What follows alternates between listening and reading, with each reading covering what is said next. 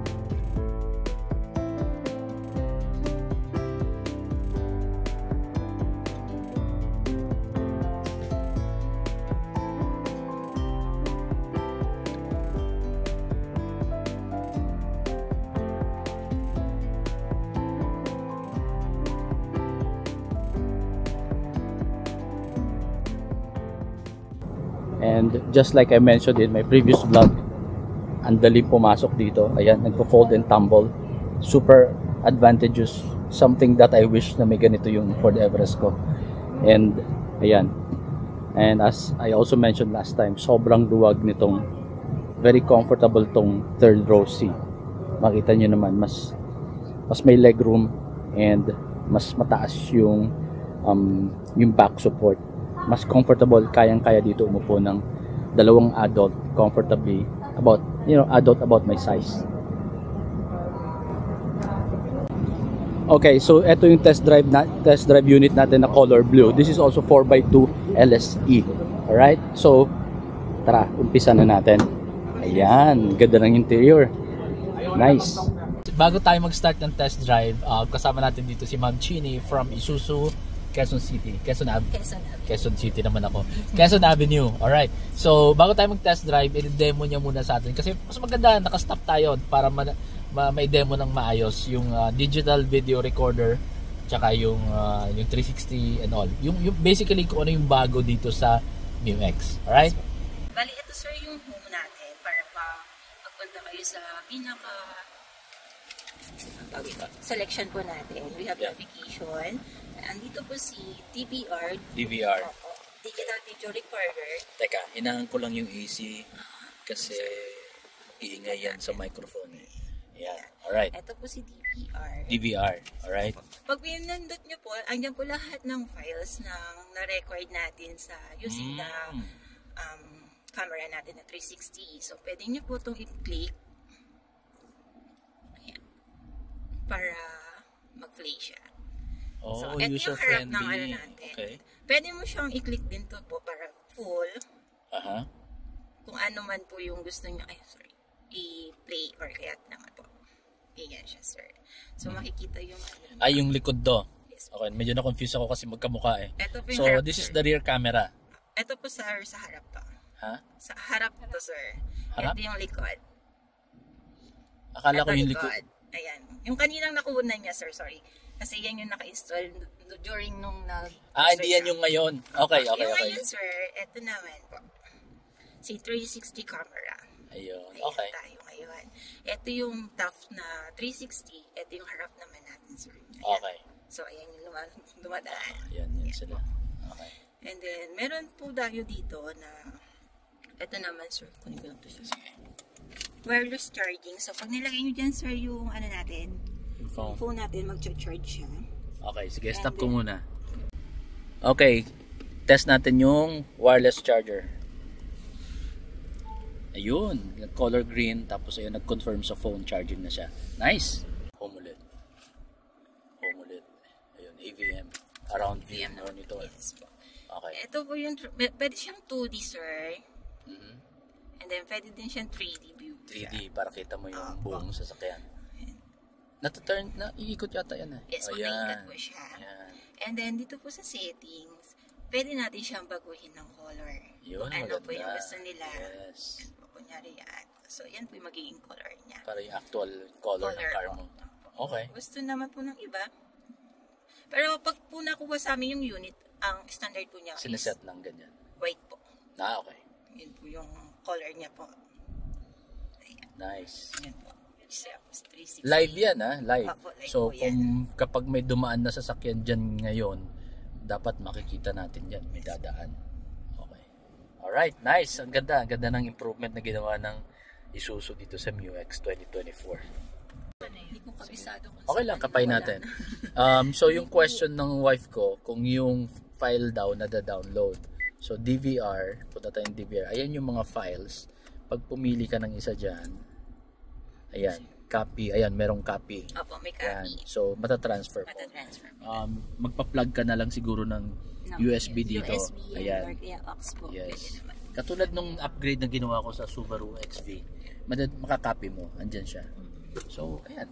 Kung gusto mong i-manipulate yung or i-publish mo or may i-report kang accident, gusto mo i-send via email, then copy mo sa USB and then yun, kabit mo sa OTG ng phone mo or sa laptop mo, and then you can send it or you can do whatever you want with the video file.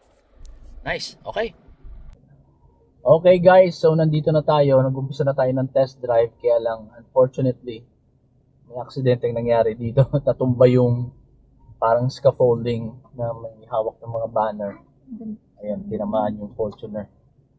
So, feeling ko matatagalan kami bago makalabas. So, ang test drive natin is limited na lang within the concert ground. Okay, so again, this is the 2024 Isuzu MU-X LSE 4x2. Sa lahat ng 4x2, ito na yung top of the line. Okay, and 3.0 ang engine, 450 Newton meters of torque. So, wala naman masyadong pinagkaiba dun sa previous vlog na ginawa natin. Basically, the same unit except 4x4 yon. Walang binago sa engine. It's the same powerful 3.0. The same suspension. The same tire size. Right? Binago lang talaga yung dito sa head unit with the AVM, around view monitor, 360 camera, and yung mga wireless charger, wireless CarPlay, and Android Auto. Now, since nandito rin lang naman tayo, I'll give you some feedback. On the way here sa MOA, ang dala ko yung Ford Everest na 2017 3.2 4x4, and right now I can tell, sagutin mo muna. Ayun. Nararamdaman ko mas komportable to. Agree ka? Yeah. Yung wife ko, she agrees. Mas malambot siya sa itong mga rumble na to. In comparison sa Everest ko, mas mas comfortable to. Mas ramdam mong lumalaro siya. Ayan o. So, sa ganitong speed, less than 20 kilometers per hour, comfortable siya, lalo pa siguro pag umakyat-akyat pa ng mga up to 60 to 80. Ayun, pasok tayo dito sa track. Hindi ko na... May track pala dito. Dapat pala pinasok natin yung GRS dito. Dalawa lang ang permit mo, either in or out.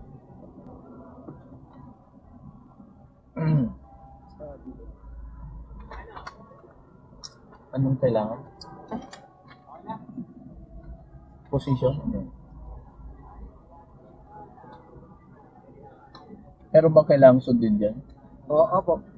Pagkapasok po rito, zigzag. Tapos tuturo na lang po meron po magtuturo dito. Okay. Tapos pagpabalik, hindi na kailangan mag-zigzag dito. Okay.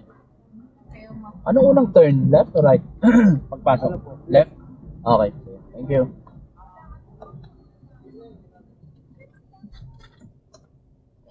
So, meron naman silang mga guide po. Opo. Yan. Step tayo. Okay. Para tayong slalom ng konti. Nice. O, diba? What's the beep? May alarm, maybe. Ganda.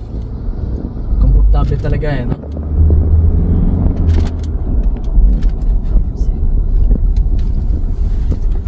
Oh. Wow. Lakas. 4x2 pa lang to. 4x2 lang to. Ganda. So, yung power steering nito, hydraulic to. Pero sa ganung speed, mas gusto ko siya, hindi siya ganung kalambot. Mas may control. Parang mas gusto ko tong truck na yon. Last year hindi ako nakahataw masyado. Ganda. Ngayon ko lang talaga nahataw tong MU-X. Ganda. Okay. Ayan. So guys, hopefully ma-publish ko to agad, and then sana makapunta kayo if you're interested to check the new MU-X. All right, with the new features. And eto, tingnan nga natin paano siya ipapark using the 360 camera. Laking improvement pa. By the way, in terms of pricing, magkano nga po ma'am ulit ang presyo nito ngayon? 2,580,000 po. 2,580,000 in comparison. Yun yung 4x2. Pero 4x4, sorry. 4x4 yun. 4x4. Okay. Etong 4x2 magkano?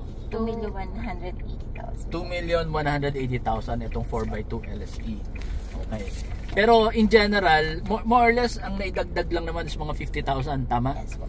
Nagkaroon lang ng dagdag na 50,000 for all these new additional safety features and convenience. And the 50,000 for an OEM, I think okay na.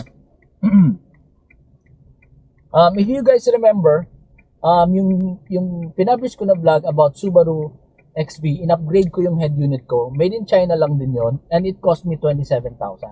Alright? And hindi yun covered ng Subaru. So, 27,000 plus ito may wireless charger ka pa. Sabihin natin magiging 30,000 yun kapag kinuha mo sa labas, aftermarket. Pero ito, for an additional, kung i-compare natin additional 20,000, OEM, supported ng warranty ng Isuzu, I think okay na yung additional 50,000 for all this new equipment. Alright? Ayan, i-atras ko pa daw. Daldal ko kasi. Price nito is 2.3 and 2.4. Isang 4x2 ang mga.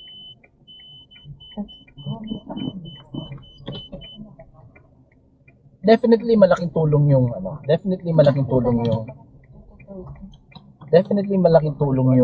yung 360 camera. Ayan. Okay. Alright guys, I hope you like this video. Thanks for watching. And as always, drive safe. Thank you po. Okay. Bye. If you like this video, please do not forget to subscribe to our YouTube channel. We are also on Facebook. Please like and follow our page.